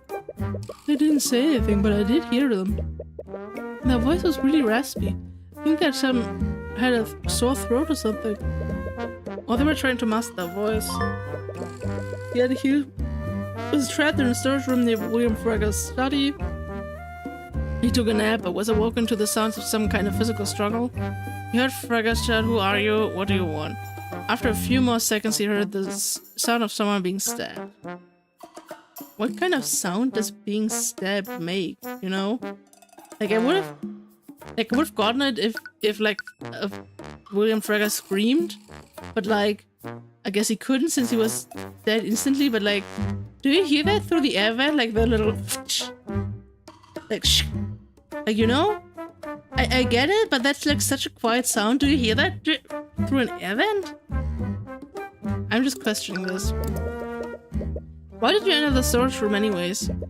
The servants were complaining about rats running through the air vents. I thought it would be to take care of me. I was running in the vent upstairs and I followed through. I figured I had nowhere else to go, so I opened it up and put a trap down. After I was done, I tried to leave, but the door was locked. I didn't have anything else to do, so I took a nap. The servants have been frequently complaining about the sounds of rats running through the vents. Jan tried to track one of them down and followed into the storage room. He only heard a few words before the murderers struck their final blow. It doesn't give you much to go on, but his testimony could become relevant later. For now, you should probably move somewhere else to gather information. You know what? Oh, look at something.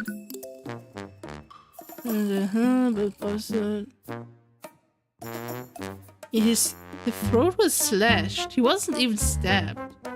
Like, if he says he heard someone being stabbed, like who? Who was stabbed?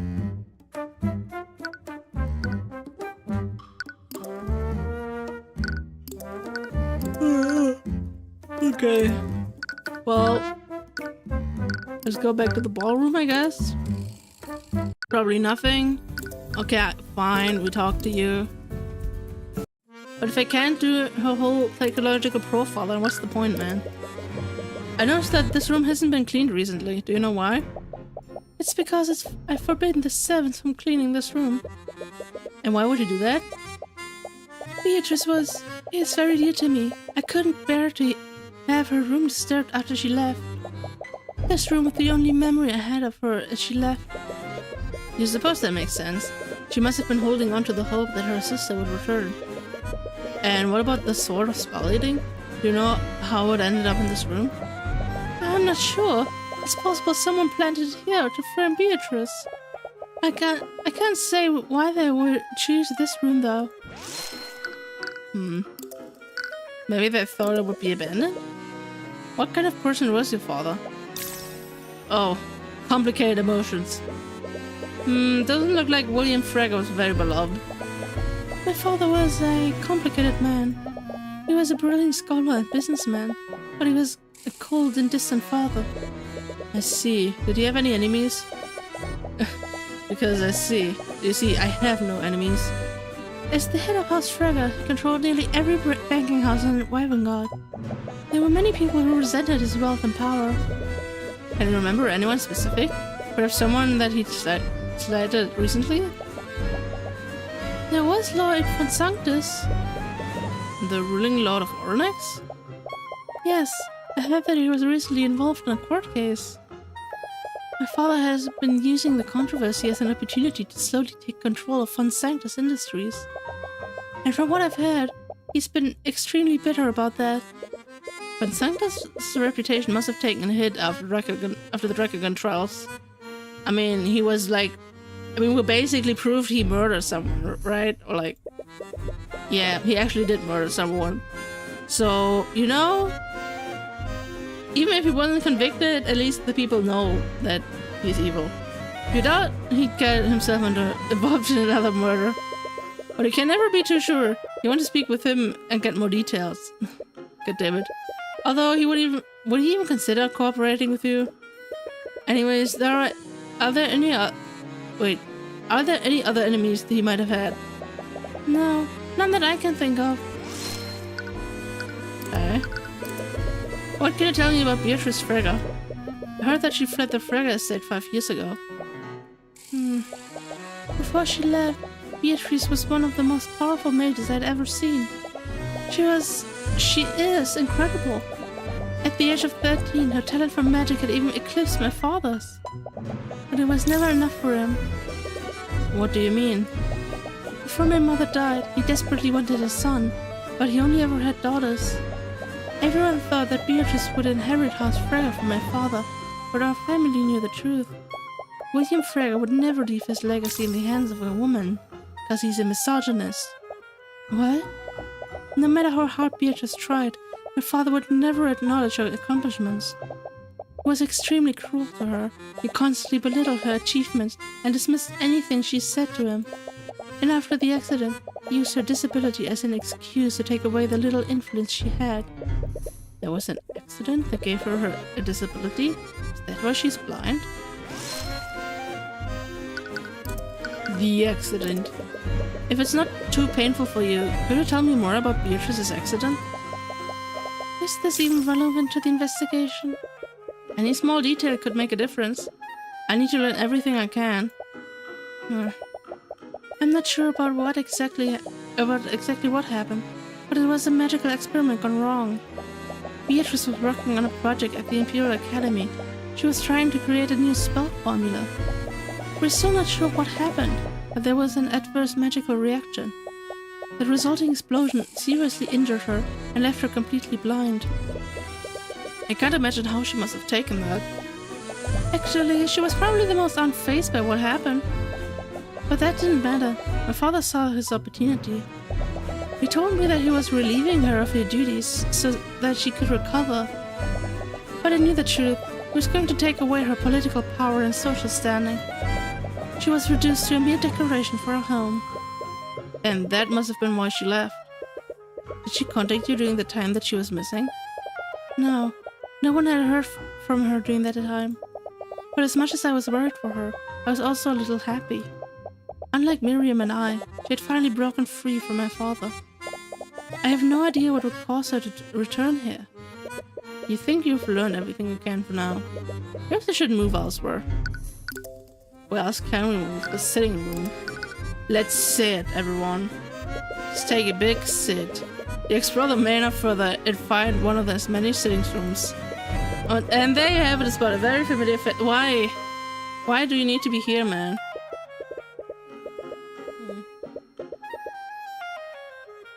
He's sipping on a glass of wine, and his expression turns disdainful the moment you enter the room. Oh, wonderful, as if my day couldn't have gotten any worse. Fun Sanctus, what are you doing here? Nice to see you, bro. The head of a noble house has just been murdered. I can't very well return to Onyx when my affairs are in such disarray. I mean, I do examine every room, I think, so far. I will. The picture looks interesting. I do want to investigate that. Anyways, forget what I'm doing here. What are you doing here? Oh, I just wanted to have a friendly chat with one of my favorite noblemen. I hear that you've been keeping busy since we last met. It must be difficult losing your empire to House Frege. Tyrion, we do need his help. He's not doing a good job. That's so. And what makes you think I'd ever help the likes of you? Because it would take suspicion off of you. And let's face it, with your reputation, you could use all the help you could get. How dare you! I'll have you know that I'm still a respected member of the nobility. Respected? Is that why everyone's talking about your hand in Justin Way's death? Because the way I see it, being involved in another scandal will destroy what little remains of your reputation. But it makes no difference to me, and to be perfectly honest, I'd like nothing more than to drag you onto the stand and embarrass you a second time. You can practically hear him grinding his teeth together. Ew. Very well. If it means I won't have to enjoy your presence any longer, I'll oblige and answer your question.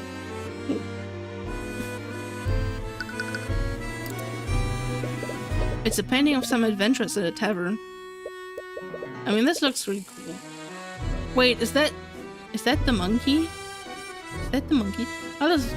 Oh, this must be Beatrice Frege the First. The First? According to legend, she was one of the descendants of the 7 heroes of Wyvern. She joined a band of adventurers that were traveling across the nation. It's hard to imagine the Fregus coming from such humble beginnings. Oh. Wait, what? Wait, what just... Someone... What is it now? That muscular man in the corner, she just vanished. What are you on about? There was never a man there. Sorry, Tyrion, but he's right. No, I'm sure he was there. Are you feeling okay? No? Perhaps the lack of sleep is making you see things that aren't there. No. That's not it. That's just some bullshit going on again. It's a shelf filled with books. Fake books, they're completely blank. Damn. It's a chair made from mahogany. Every part of his house just exudes wealth that's been siphoned out of the common folk. And that's just how it works, right? It's a door that leads to the code room. There's a window with a view of the outside. It's as if everyone in this house needs a chandelier. What a waste of the kingdom's gold. I mean, you know, the people producing these probably make a lot of bank off of this. Arcane. So, it's okay. Honestly, it's just one mess after another with you. Mess? Wouldn't you have much to gain from William Fragger's death? On a surface level, you might be right, but it's far more complicated than that. House Fragger controls the banking houses. They are the main pillar of support for Wyverngarde's economy. William's death could have unimaginable economic consequences regardless of who inherits his house. I wouldn't be foolish enough to do something like that. That remains to be seen. Huh. Think what you will. There are others whom would benefit from William Fragger's death. You mentioned that other people would benefit from Fragger's death. Well, specifically. If I had to venture a guess, I would say Lucius Steelwind benefits the most. Do you mean the prosecutor's father? But you just said that Lord Freyer's death could have unimaginable consequences for the economy. Ha! Do you think that brute cares about Wyverngarde's economy? No, all that man cares about is power. Pure and physical power. And power. House Steelwind and House Frigga have been fighting for control of Wyverngarde for generations. And in this long-lasting era of peace, the Steelwind's military has become far less valuable to the crown. If it weren't for Lady Steelwind's engagement to the Crown Prince, they might not even be considered a pillar family anymore. The death of William Fragger is probably exactly what Lucius Steelwind has been waiting for. And if our economy were to suffer, it would cause civil unrest. In a scenario like that, the Crown would have to rely on Steelwind's forces to maintain order. That doesn't make sense. But could Arya's father really be involved with this? That would be kind of cool. Like for Arya. It's clear that you think Lucius Steelwind would have much to gain from this, but can you think of anyone else? Well, there is Harold Haraldson. That can't be his real name. But what would Mr. Haraldson possibly gain from Fragger's death? From what I've heard, William was planning to defund the Haraldson Hall of History. Really? Why would he do that? I'm not sure of the specifics. But supposedly Lord Haraldson has refused to omit the less flattering parts of Wyverngarde's history from its exhibits. It's gotten blatant enough that he's drawn the ire of the king himself. They actually got into a very heated argument during the Lord's Ball about it. I heard that William declared he would be removing House Haraldson from his estate. You don't want to suspect Mr. Haraldson, but you need to examine every last nook and cranny, every little nook and cranny. As the creator, he would have the easiest access to the sort of spell reading, and he could have staged a robbery to cover his tracks. At the very least, you should give Mr. Haraldson a chance to explain himself. Sure. What can you tell me about the defendant in this case? What? She's your client. Surely you would know better than I. Humor me. Well, I'm sure you're aware that she fled the Fragger estate 5 years ago. In doing so, she not only dealt a blow to House Fragger's reputation, but she also directly insulted the Crown Prince by breaking her engagement to him. Wait, Beatrice was engaged to Esther? I'm pretty sure we knew this, right? Like from the was that the third case or the second case? You know, the Walking Dead one. I thought we knew this. Yes, it was quite the scandal at the time. And Lucio wasted no time in pushing his daughter into taking Beatrice's place. Oh, is that why those three were so awkward last night? Honestly, this situation is just an absolute mess, and that woman's return will complicate things. Beatrice's return complicates things? What did he mean by that? Do you find Beatrice's return to be inconvenient for you? What are you on about now? Please, don't insult my intelligence, Von Sanctus. Fine, if you must know, my son was arranged to marry William's daughter, Leafy. Leafy? Since Beatrice showed no signs of returning, it was apparent that Leafy would inherit House Frega instead of her. Oh, yeah. I was about to say, do we just skip Miriam? But yeah, she's the younger daughter. I keep forgetting that Leafy is the middle daughter. Like, to me, she just looks so much younger. I know when my days are numbered, so I took preemptive action. William wanted a male heir, and I needed to preserve my house, so we both came to an accord. My son and Leafy were arranged to be wed. House Von Sanctus would have been absorbed, but at least my Jaden would stand at the helm of House Frega. You nobles are absolutely awful. I should probably consider myself lucky. Think what you will. I wouldn't expect a commoner to understand. Isn't this game with shady cicada music? Hi, Purple. I don't know what you mean with the shady cicada music. So, explain yourself. That's the problem with your generation. You have no sense of duty or obligation. No, don't leave. What? Bye. Leafy has already expressed resistance to this marriage, even though she was well aware of the details. Now I worry she'll be hiding behind her sister to end the engagement altogether. Leafy Frega was due to be married to Jaden Von Sanctus. This arranged marriage was facilitated by William Frega and Lloyd Von Sanctus. As part of this diplomatic marriage, House Von Sanctus would be absorbed by House Frega. In return, Jaden would inherit the entirety of House Frega from William. Leafy knew how this marriage would affect the future of House Frega.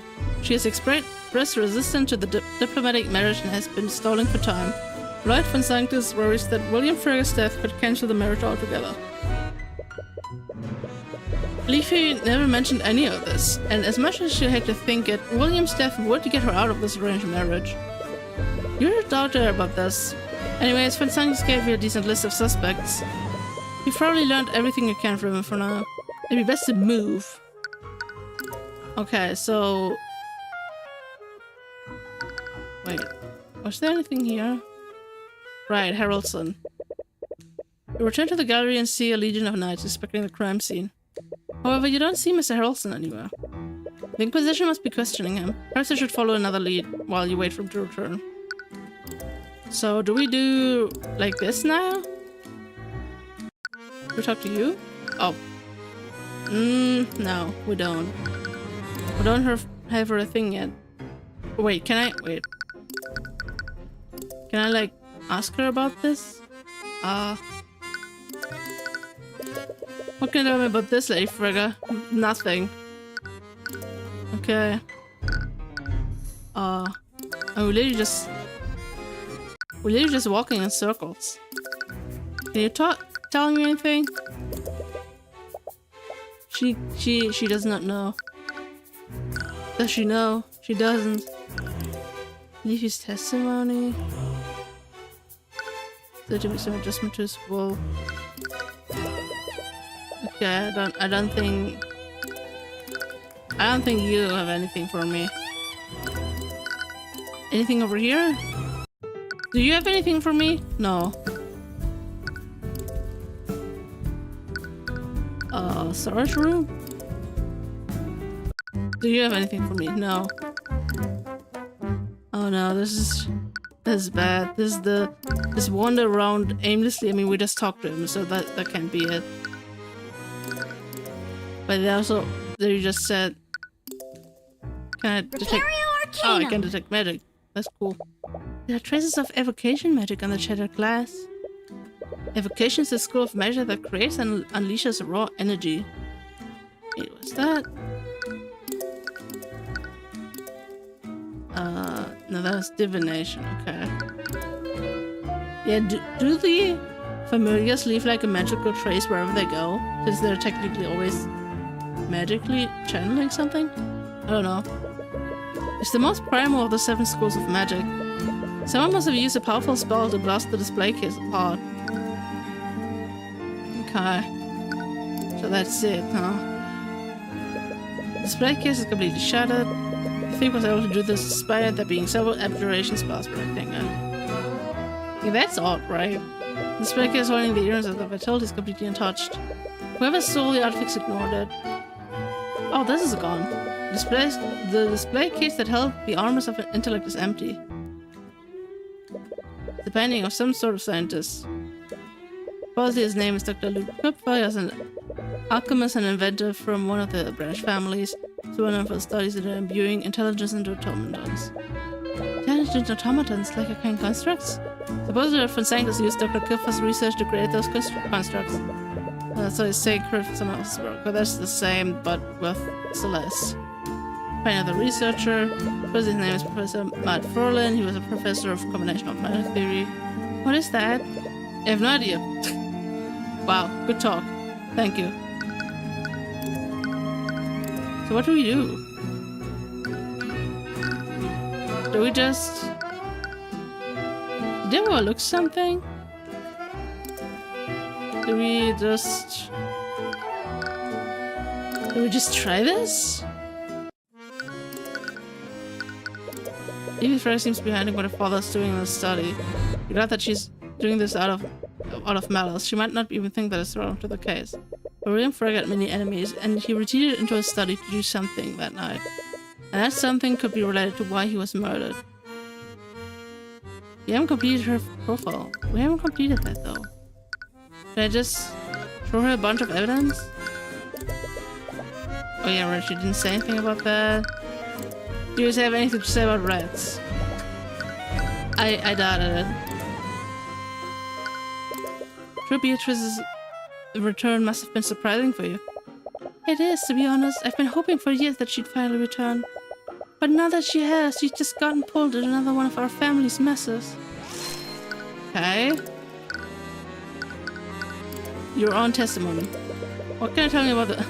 I can't tell you anything about what I literally said.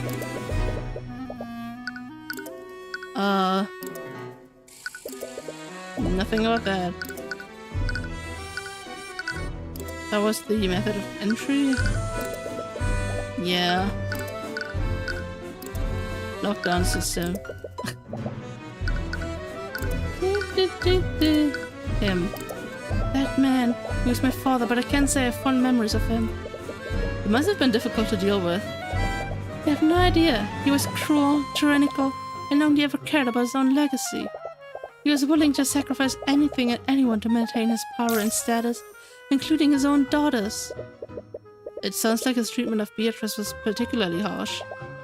It was. He never saw her as a worthy successor to our family's legacy, simply because she was a woman. Even after her accident, he used her disability as an excuse to strip her of any power she had left. I can only imagine how difficult that must have been for all of you. It's been a constant struggle, but we managed to survive. As bad as it sounds, now that he's gone, we might have a chance to rebuild our family. Oh, there we go. Leafy's Frega's psychological profile is complete. Okay, we're doing this.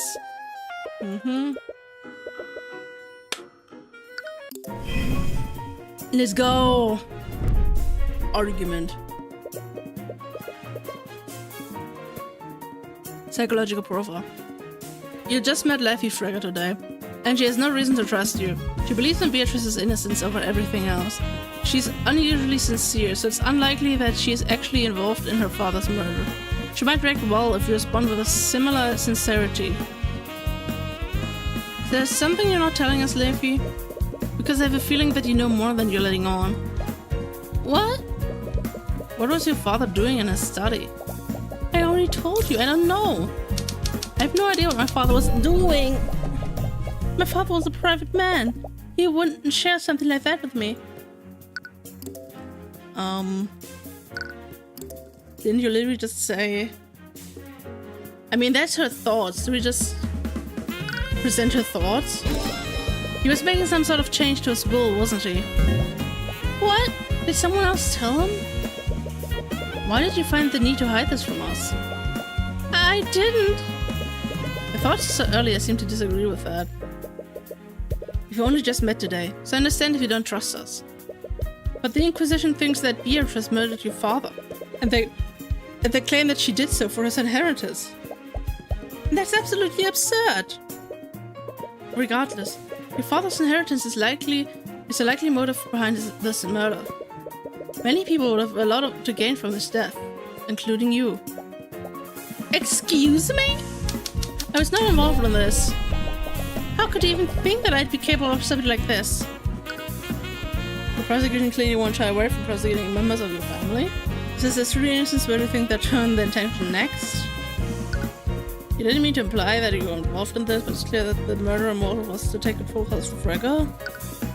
I'm not sure you were the last person to see your father alive. It's possible that you've been lying to us. Let's rationalize. I didn't mean to imply that you were involved in this, but it's clear that the murderous motive was to take control of House Frega. This means that their plan heavily relied on who William Frega was leaving his assets to. So I need to know, Miss Frega. How was your father planning to change his will? I don't know. I was never aware of the details of my father's will. I've already told you, my father was a secretive man. He didn't share the details of his estate with me.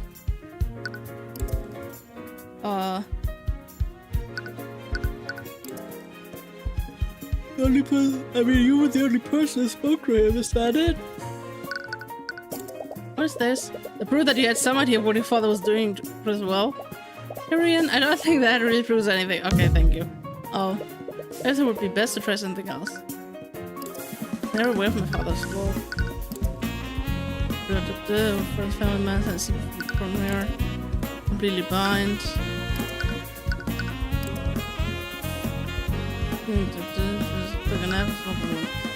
Want.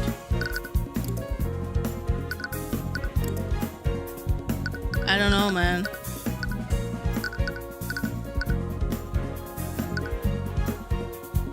What are you doing? What's it? It's never aware of the details of my father's will.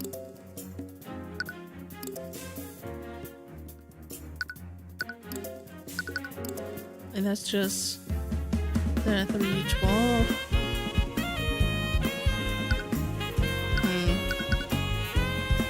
Didn't she literally say something about his will, though? Necessary to make some adjustment of his will. Like, why can't we use this? We literally just...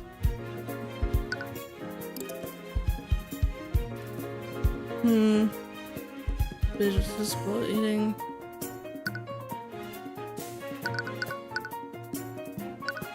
What are we trying to say here? The contract. Yeah, these don't mean anything.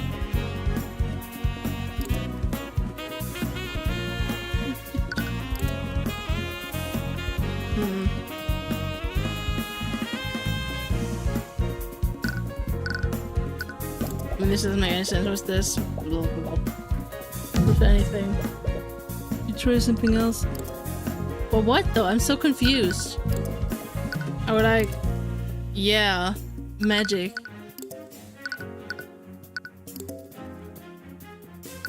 The monkey. It's the monkey, of course.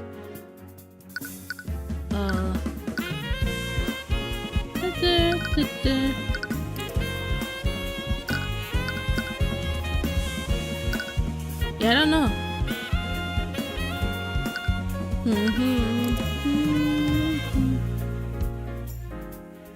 Someone's taking it.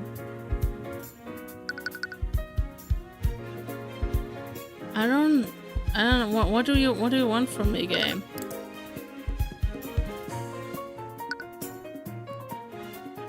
I mean, that doesn't have anything to do with the will, right? But let's try it anyway. Why is that it? Is that really true, though? What? I already know about your arranged marriage to Jaden Van Sanctus. And I also know that as a part of his deal, Jaden would inherit House Fragga instead of you. You definitely knew about this, and you heavily resisted the marriage in an attempt to stall it. Which means that you had some idea of how your father's will was arranged. So what aren't you telling me, Miss Fragga? I can't trust you. I can't trust you. What? You're here on behalf of Crown Prince Asta. The four pillar families and the crown have much to gain from my father's death. How can you assure me that this information won't be used against my family? So that's why she's been so secretive. We appeal. There's nothing I can possibly say to make her trust me, but please understand, I'm just going to murder your father. I may have been hired by Prince Asta, but I'm an independent agent. I have no stake in this conflict. Only trying to arrive at the truth. I arrive at the truth one way or another. If you would cooperate with me, I have no choice but to treat you as another suspect. Yeah, let's say that. That sounds rational. Damn, it was appeal. I may have been hired by Prince Asta, but I'm an independent agent. I have no stake in this conflict. I was only hired to arrive at the truth. How can I expect me to trust you when you're so obviously close to Prince Asta and Lady Siwyn? I'm sorry, but I just can't trust you. Trust is a matter of emotion, not logic. You'll try another approach. Fine. There's nothing I could possibly say to make you trust me. But please understand, I'm only trying to find out who murdered your father.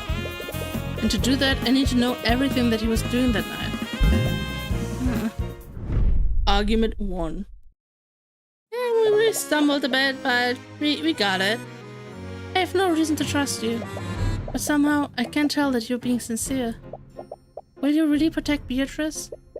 You're about to reassure her that you will, but something in the back of your mind stops you. I'll get to the truth of what really happened. Okay, if that's truly what you're planning to do, I'll tell you what I know. Yes. I wasn't trying to be uncooperative, but I didn't know who I could trust. Considering the circumstances, that's perfectly understandable.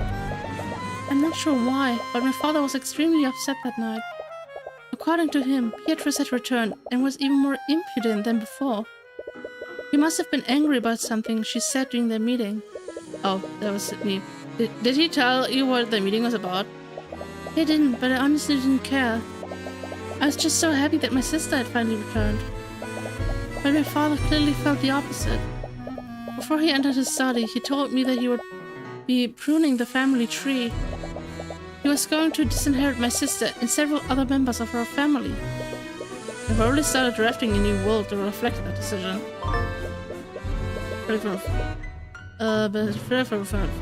Years ago, and then murdered Beatrice finally returned to her home. She arranged a meeting with her father.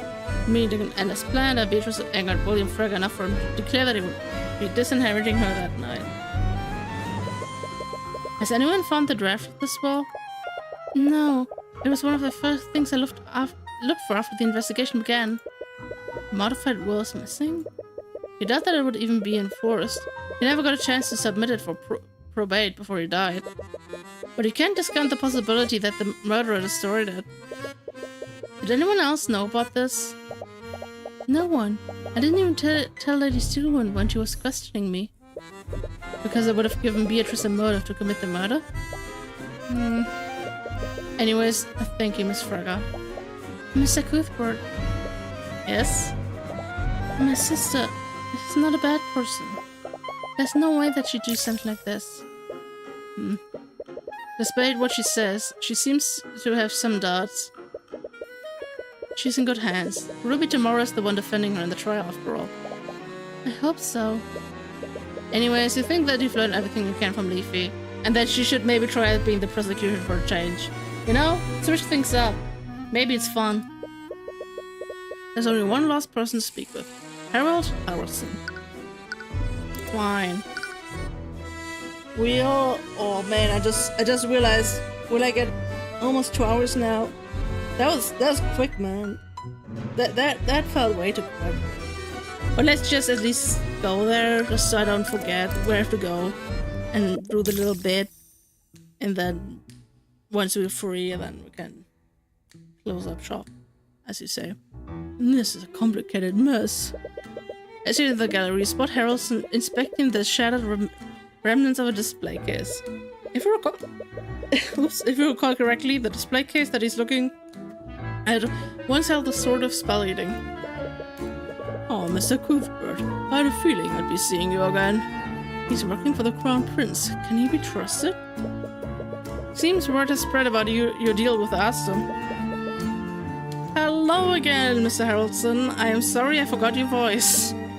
Harold. Right, Harold. I'm sure you already know that I'm investigating the murder of William Fragger. And the prosecution suspect that someone used the sort of spell eating to break into Lord Fragger's room. I was wondering if I could ask you some questions about the theft last night. I'll tell you what I can, but I'm not sure how much help I'll be.